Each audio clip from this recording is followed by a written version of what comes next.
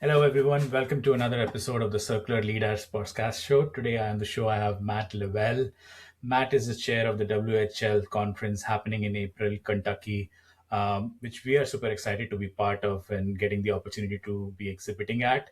So, Matt, welcome to the show. Thankful for you taking the time to come on the show today. Oh man, I'm super pumped up to be here. And as you said, you're excited to be part of the show. We're equally as excited to have you part of it. So this should be a fun conversation. I am looking forward to seeing kind of going through some questions and answering a few of those for some people, and hopefully we can encourage a few of them to come check us out if they see that the value fits what they're looking for. Yeah, no, 100%. I mean, from my perspective, having been in the industry for about a year itself, WHSL is the only super niche down show if somebody's operating in the liquidation closeout industry. So, very grateful to you guys for putting together a show that is super laser focused because there are other shows in the industry, but given that they have multiple focus, it becomes hard to kind of have narrowed down conversation with the people you need to. And Yeah. Kentucky, I've never been to Kentucky, so I'm excited to be in Kentucky as well. um, I'm curious, why Kentucky? Like any reason for it being Kentucky? I know Amazon has a big presence there, Yeah. but any other reason? You know, they do have a actually, quite a few retailers have a big presence there, but that's not necessarily the reason. Well, the reason that we are there is probably the same reason that those big retailers are there, is because it's very Mhm. centrally located on the eastern side of the United States. So, Louisville specifically has an international airport that someone can fly directly into. We're in the Mhm. International Kentucky Convention Center, which is right in downtown. It's a few blocks from the Mississippi River, and it's just super convenient and easy to get to. It's probably, I don't know, 10 minutes at most from the airport.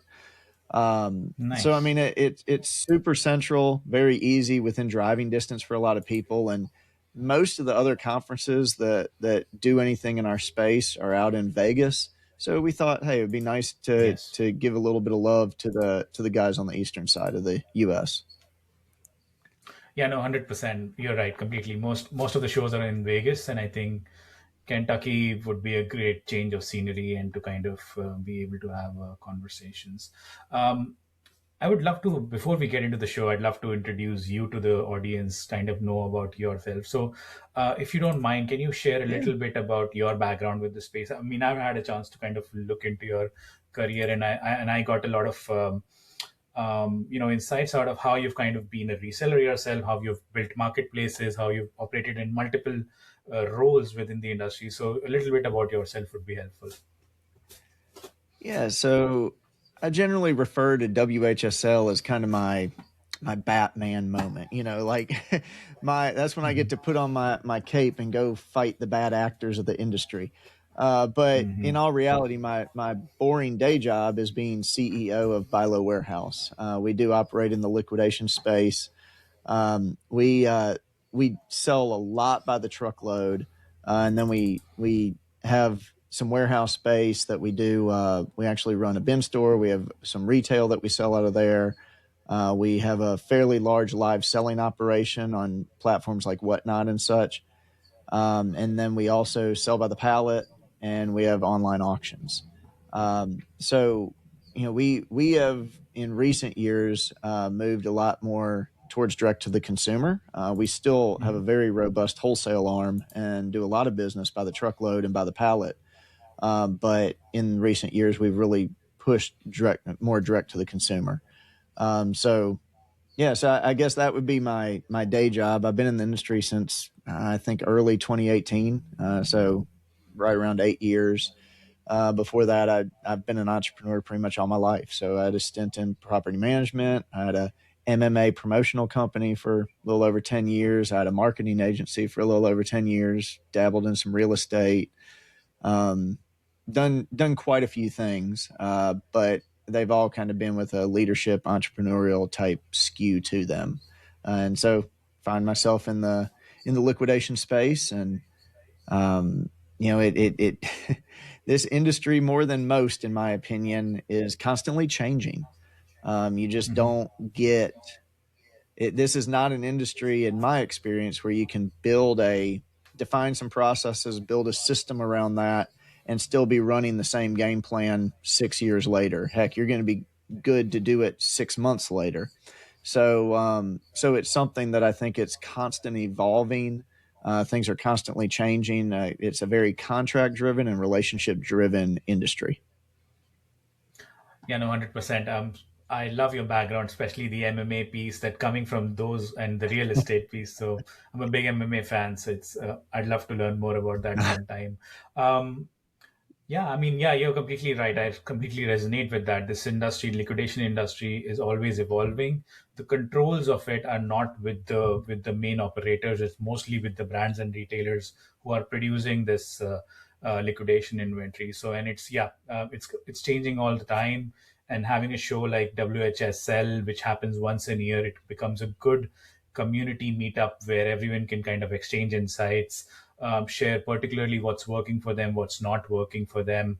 The other thing that you Yeah, touched on, selling directly to the consumer, I think that's a trend that even we are seeing on our side, where brands and retailers love to be as close as they can be to the actual customer. And the way to be best close to the actual customer is selling directly to them and not through wholesale. So I think that's a trend that is only going to like get more and more deepen as the industry evolves. But um, there is no consistency. But it's a good time to be in it for sure, given how return rates are increasing, how much we are producing, and how less it is getting used, and also with the sustainability aspect where more and more brands are now required to make sure that they're liquidating versus landfilling. Awesome. correct. Um, Yeah. Next question. Yeah, sure. Would you like to add something to it, please? Well, no, you had mentioned that WHSL provides a good opportunity for kind of an annual meetup. And, when we started WHSL, there were kind of three pillars that we really wanted to attack. One was education. Another was bringing better integrity and morals and ethics to our industry. And the third was creating a good networking opportunity. I've gone to some of the largest trade shows out there, and they're great. I have no bad thing to say about them, except for the fact that they're so big that it becomes really hard to find the people that you can really do business with. There's plenty of businesses there. They just might not be specific to your niche industry or my niche industry. And so what I found myself doing was going to these big trade shows. Yeah, I'd walk through the exhibit halls and walk past a bunch of booths, and then I'd just wait for the conference to shut down, and then wait for the meetups at night to start, and that's where I got my real value. And Mhm. that there's nothing bad with that. I built a business out of doing that. However, um, that's not the best, in my opinion, opportunity or forum that you can participate in. So one of the pillars of WHSL when we started was to create the best networking opportunity for a small to medium sized liquidator in the liquidation space. And so that's one of the things we've tried to do. Sorry, that just as you talked about a good place to meet up, I thought that was a pretty good segue. Yeah, 100%. I mean, mostly at the other shows, it's most like a subsection of, hey, let's create a small Facebook group and meet it in the evening. But the good part about this particular conference, WHSL conference, is it's meetup all day. So and it would drive a ton of value for anyone exhibiting. So I mean, you answered the next question I had, which was about what value like buyers and visitors can kind of expect out of the show. So pretty pumped about the education piece, exchanging of Yeah. insights, and making relationships, because as you rightly said, trust is such an important part of this industry, because Oh, it's there are huge. not a lot of quality indicators, or it's not black and white. There's a lot of gray in there, and trust is how you kind of fill that gap. Yeah. So what can someone expect if they attend the conference? I'll kind of attack this question in a couple different ways, Mhm. because number one, it's what do you expect to gain, and number two is what do you expect not to gain if you don't show up. And so it's Mhm. kind of a couple different ways to look at it. So From what do you expect to gain perspective, we're going to have some really good industry education. I am unaware of any other place in the liquidation space that provides curated information, especially for targeting the small to medium sized liquidator. I see plenty of articles written that talks about, hey, Home Depot or some other major retailer diverted X amount of tons of stuff from the landfill into recommerce channels, and talks about how they built that system in their company and all of that. And I mean, all that's great, but dude, a small to medium sized liquidator, that doesn't help them at all. Not Mm-hmm. one bit. Like maybe knowing that our subset of the industry is growing helps, but hey man, as a small to medium sized liquidator, I need to know what channels are going to get me the highest recovery. Where can I have my sell through the fastest?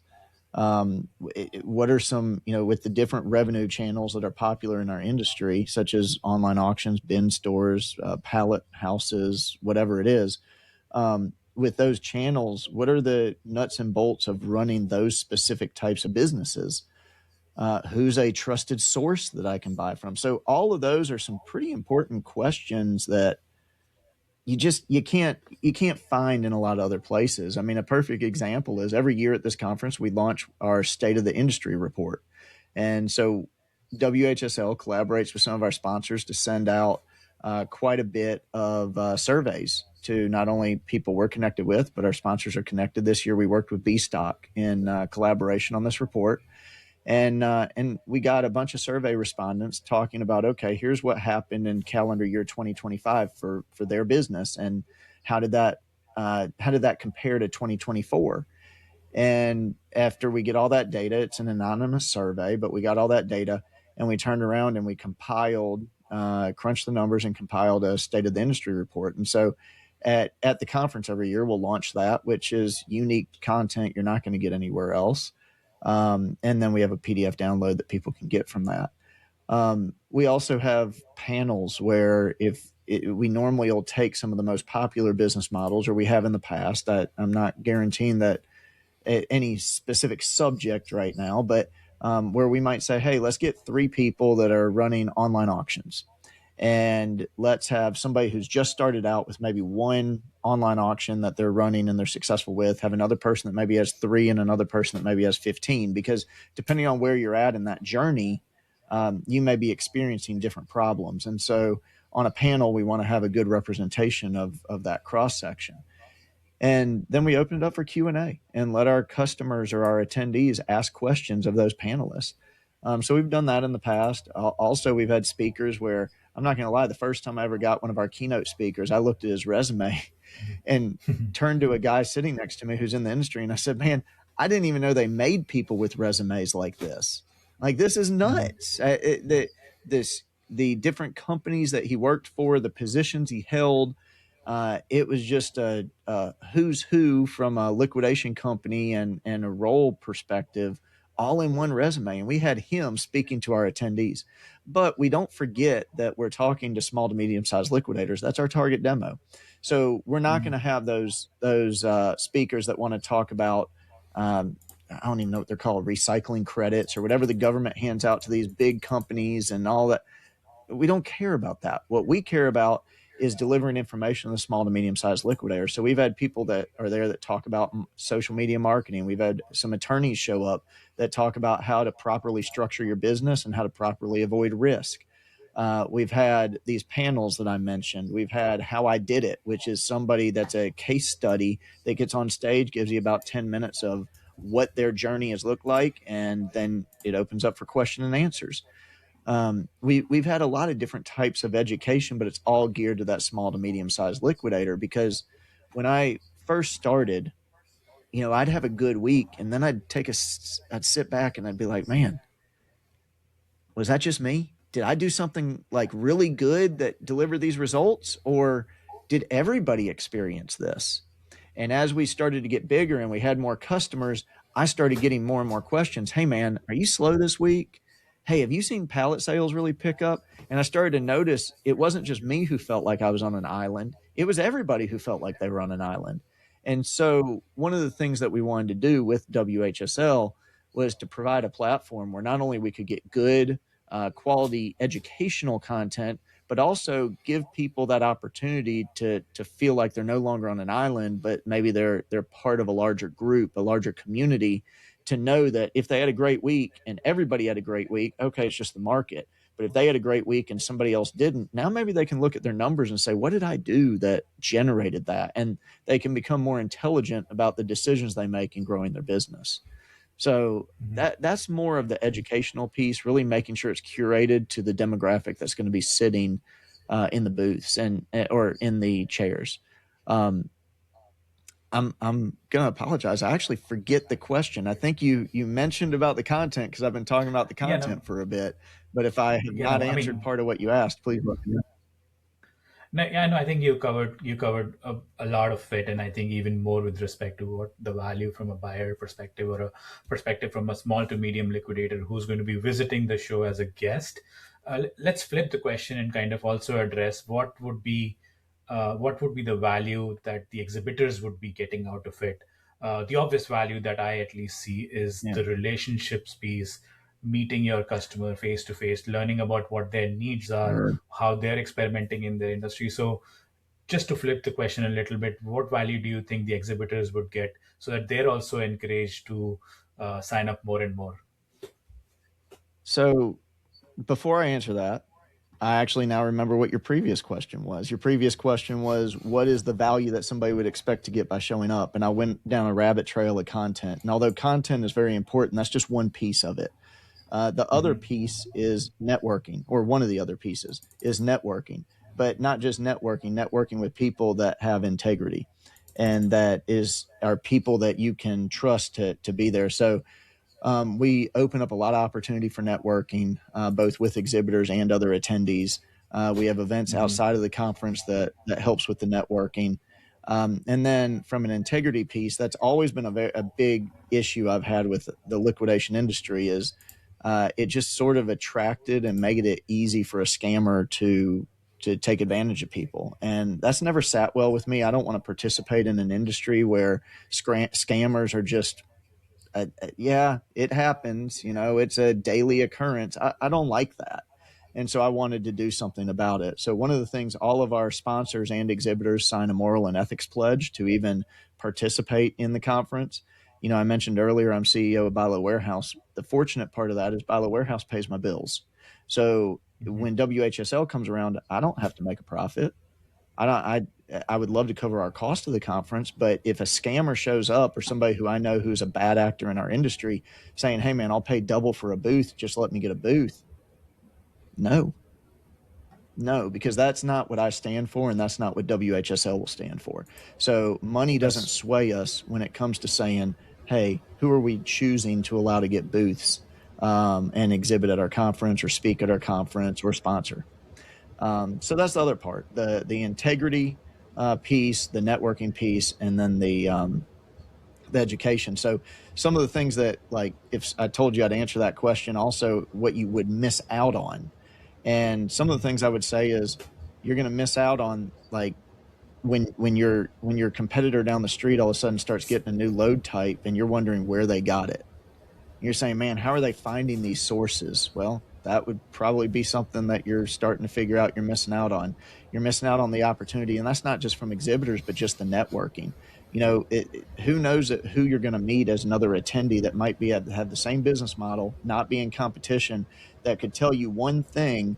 And whether it comes from a panel discussion or another exhibitor, they tell you that one thing that helps you avoid a problem that could have cost you 10, 30, $100,000. And because you just had that one conversation, you get it, and you avoid that mistake. Another thing is, this is so relationship driven. Look, I think voice and video calls are awesome, but you're never going to replace being in the same room with somebody and the relationship that builds, going to dinner and really getting to know somebody. You can't replace that. And with this being such a relationship driven industry, that's one of the things that you're going to miss out on pretty heavily if you don't, not just WHSL, but any conference. If you're not frequently attending conferences, you're missing that. You're missing your opportunity, because your opportunity may not just come from somebody new you meet. It very well could be with the person you've done business with for years, and you just didn't know that they now had access to this new program. And so it's those conversations and being around them. I have people all the time trying to decide, am I going to go to WHSL or am I going to go to this other conference? And I'm like, why is that even a decision?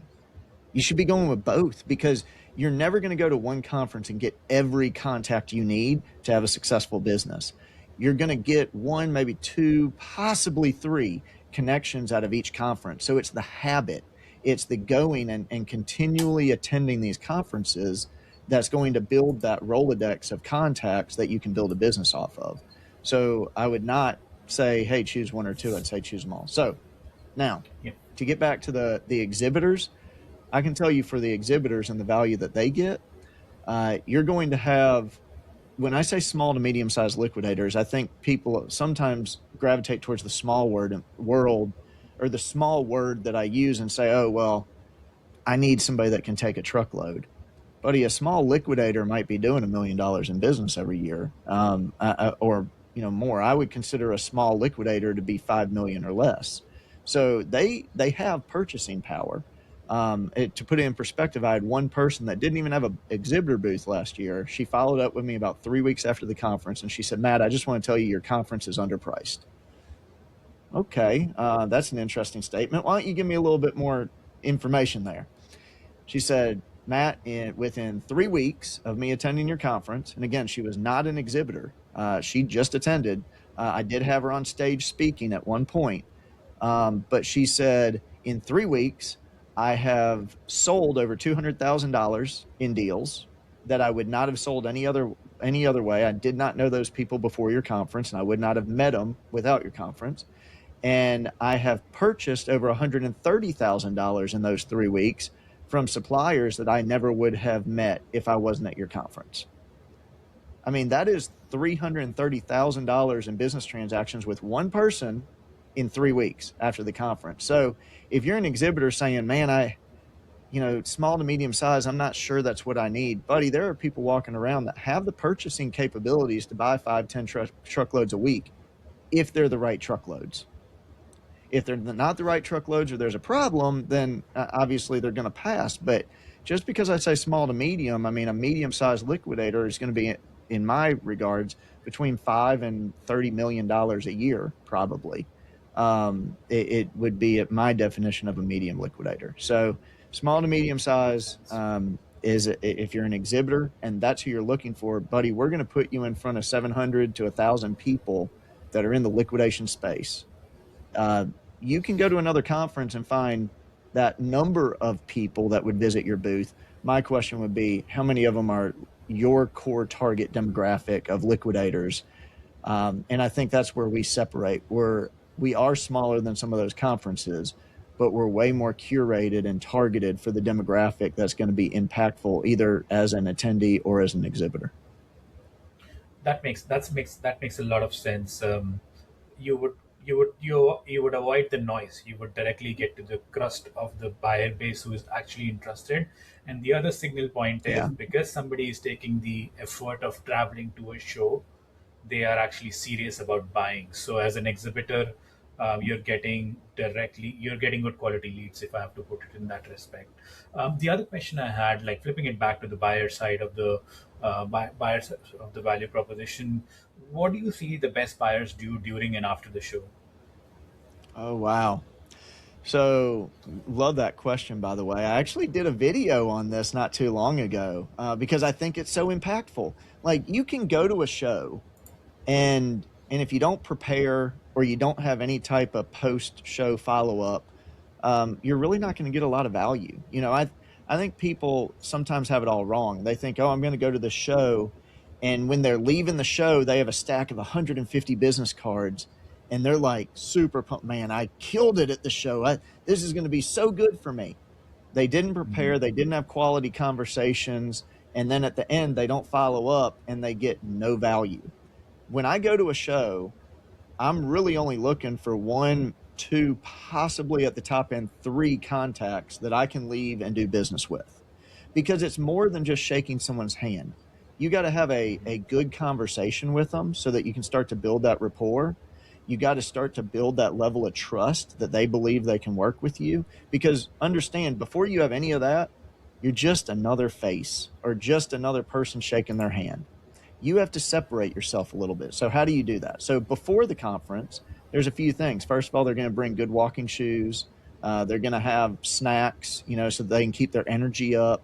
They may do a little bit of research, getting on there and seeing who are the exhibitors, what kind of product or merchandise do they sell, what's their business model.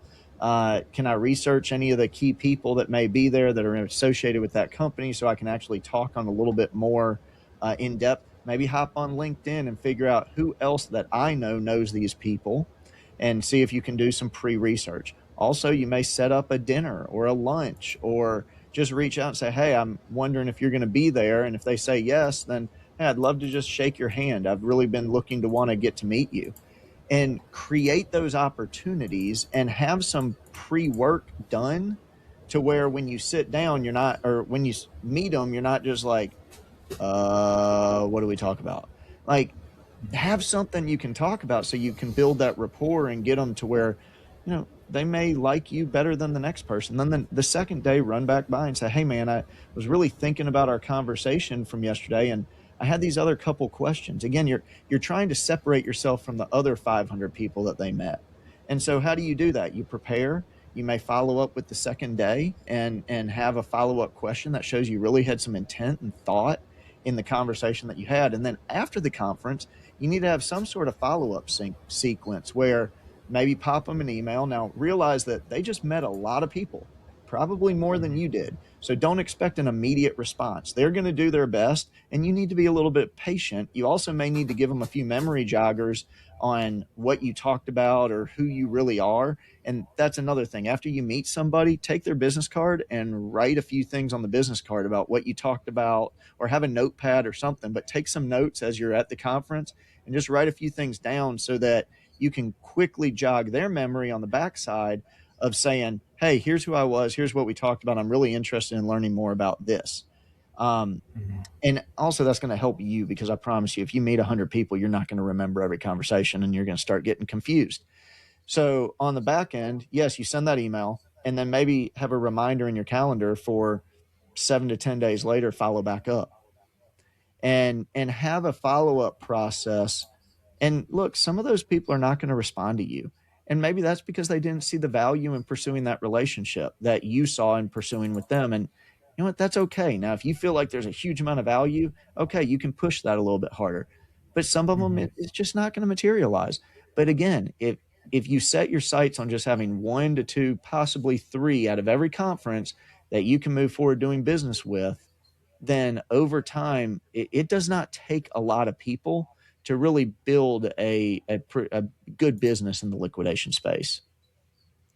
Yeah, no, I mean, you need five good suppliers to get yourself into a good spot. You don't need hundreds of them and take the overload of working with all of them to try to build a business. So yeah, I mean, I completely agree. There is value in meeting face to face for both parties to be Yeah. able to have a conversation whether there is a fit.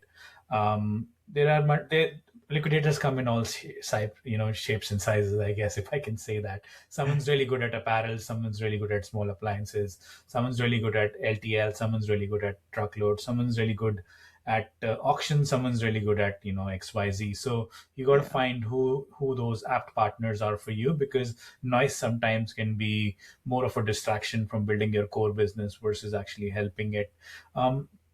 So, I mean, making a segue into learning more about, so having heard, the spiel about the show, Matt, it seems more of an ecosystem, more than a conference. So, what do you think? And it could be a very open-ended question, and I'd love to just kind of get your overall opinion on it. But what is the team trying to do or doing different this year versus the previous show, so that the viewers and the buyers don't even think about missing the show? Yeah, so you made something a second, you made a comment a second ago, and yeah, like we like to say, we're a community built on trust. Like that's what we are. It is more than just a single show once a year. Um, when you start to look at having the legitimate suppliers and knowing that you're working with people you can trust, and not just the exhibitors, but then the other attendees. There is a wealth of knowledge in the other attendees if you just are willing to shake someone's hand and introduce yourself. And we create the space for that. So this year, what we're doing a little bit different. We do have a few different speaking talk types that's intended to help keep the energy up in the room, and to where people aren't just sitting there listening to 30 minutes and then 30 minutes and then 30 minutes. And like, so one example of that is we have a 5 ideas in 30 minutes, where we have 5 speakers. Each speaker has one idea, one slide on the projector, and they got 6 minutes to talk about it. And we just rapid fire person by person. And the intent is let's keep the energy up, and make sure that that those are going to really be highlights and sound bites of each of those ideas. But then the audience gets the opportunity to say, oh wow, out of those 5 people, there were 2 that I really think could benefit my business. So I'm going to now earmark those 2 people. I'm going to go find them at their booth or find them walking around in the conference, and I can ask them a few more questions and dig in a little bit more on that topic. And so we're really trying to create those opportunities for networking. And we do that. We have a couple, what we call cocktail hours that happen after each event or after the evenings. We have a cocktail hour Monday evening when people are showing up before the conference starts. It's from 6 o'clock to 9 o'clock at the at SNSC. It's the Sports and Social Club. And again, there will be some free drink tickets there, and it just gives people an opportunity to show up, relax, and kind of start getting into the flow of things. That's actually sponsored by one of our sponsors, Excess for Less. And then we have the same thing the next night, free drink tickets again, but you can pick those up at the high bid booth during the day, the first day of the conference, because they're the sponsor the second night. Again, at the Sports and Social Club, 6 to 9. We'll also be doing our cornhole tournament. All the proceeds from that are donated to the charity that we support, the 33 Forever Foundation. And that the cornhole tournament's actually sponsored by Willow and West, another one of our sponsors. Then in the morning, the morning of the second day of the conference, we have what we call speed networking. Think speed dating meets networking. And not the most creative when it comes to naming stuff. So we just call it speed networking. But the intent is for those of you that may be a little shyer, not just wanting to walk up and shake someone's hand, put yourself in a situation that forces you out of your box. Okay, so you have an hour, 9 to 10 o'clock, and our intent is that we introduce you to 15 to 20 other people that you have a chance to understand what they do, a little bit about their business. They understand a little bit about your business. And when you walk out of there, you have 15 to 20 people where you can say, hey, these 3 people I want to go get to know better. I think there might be some synergies that we can explore and look at. That's just with outside the conference.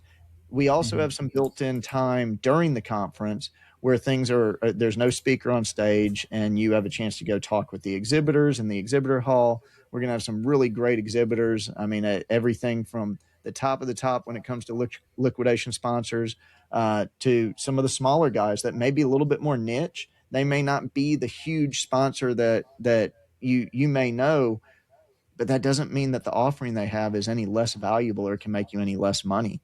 We as Bilo Warehouse do a large amount of business in the liquidation space, and I buy from all different people, whether they be large contract holders that everybody knows, maybe contract holders that only a few people know, brokers that just have access to a deal that I don't know where it's coming from, but I know I can trust that broker, and I know they're making some money, but they're giving me a good enough deal that I can make money on as well. So it's getting out there and really rubbing shoulders, building those relationships, because that's another thing. You may know where product is originating from, but that doesn't mean they'll sell it to you. And a lot of times you have to rub elbows a little bit to build that relationship so that you can get access to the product that you need. Because if you're not willing to do that, somebody else is. And pretty 100%. soon you won't be able to find that product. Yeah, no, 100%. If I may add to that, not just the source of supply, but also the tools and technologies that you need in order to be a successful reseller and a liquidator. So I was talking Sure. to another fellow exhibitor who's exhibiting fast mini scan. So Yep. it's not just, I think it's not just a place for to kind of uh, do your sourcing, but I think there's also opportunities for buyers and visitors to kind of learn about what are the new tools and tricks and technologies that are in place for you to accelerate your business. So that piece, I think you did not cover. So I wanted to just cover that You with didn't. respect to the tools. The tooling companies that would be exhibiting who are building specifically for the liquidation industry, so that if you have been spending hundreds of hours maybe receiving things, or you've been emailing and talking to like 50, 60 liquidators, there would be a lot of tools for productivity and tooling to be able to do your product or do your business faster. I think that's a valid point. Very, very important because yes, and those I don't mention it because I always kind of get into a mindset of, hey, we're trying to get rid of scammers and we have good suppliers, and that's kind of a natural progression, and it causes me to deviate, not mention the service providers. And man, having the right tools, as you kind of said, I mean, you said, hey, if you've been spending 100 hours on a project, man, yeah, if you have the right service provider, they're just as good, if not better, than a good supplier. Because what if you can take something that took you 100 hours and take it down to 5 hours, and maybe that 100 hours was 100 hours a month? Well, you just saved 95 hours a month for 12 months. That's a huge return on investment. So that's why a lot of times I say, you go to a conference, man, you don't have to set your sights on meeting 100 people. You just need to meet the right 1 to 2. And that's it. It'll have such a dramatic impact on your business. That's probably all you'll be able to handle initially, is 1 to 2 new contacts every conference anyway, until you kind of get it into the flow and you understand. And then you can start to open up and be ready to meet another one at the next conference. But you really, I mean, growing a business a lot of times it doesn't happen overnight. And if it does, you are exposing yourself to a decent amount of risk in that process, because you're slinging a lot of mud at the wall really fast, and you better have a really big piggy bank for the mud that you sling that turns out bad. Yeah, no, 100%. I follow the same mantra: two to three good contacts out of a conference. I'm almost on a flight every week, just because I know the importance of, and I've learned it the hard way, with respect to learning of how you can't at least do this business behind a screen. You have to actually show up. You actually have to shake hands, have those dinners, wish those birthdays, and just check up on each other. So, Matt, I really appreciate the time, and I'm super excited to be on the show. Hopefully, the viewers and the listeners got some value, and would consider coming to the show, because I think. It happens annually. I think you guys should think Yeah, about doing it at least twice a year, because um, I think sourcing, just like other shows, I think there would be value if people can meet twice. Other ideas could be having Slack channels or groups where, when the show is not happening, if the community can stay alive and still have a way to connect. So, really appreciate the time, Matt. But any last sure. words on the show or anything else that you'd like to share? I just, if we have not been able to help convince you the value that a show can bring, like WHSL, I don't know what else we can say. But I will say, for the minimal investment of time and money, it is a free show. I don't think I mentioned that. You don't have to pay to That's a good point. attend. Everything is free, except we do have a 3 hour educational class that we're collaborating with Everything Circular, that they are teaching on the Monday afternoon before the conference starts. That is a paid course. You get a certification, you get a book of it. It's a pretty legitimate deal. I'm actually going to be involved in it. I'm looking forward to it. And if anybody wants information on that, it's on our website, or they can get information. They can either email us at support@whslmarket.com or get it off the website. If you want to register, you can go right to our website, www.whslmarket.com. Again, it is free.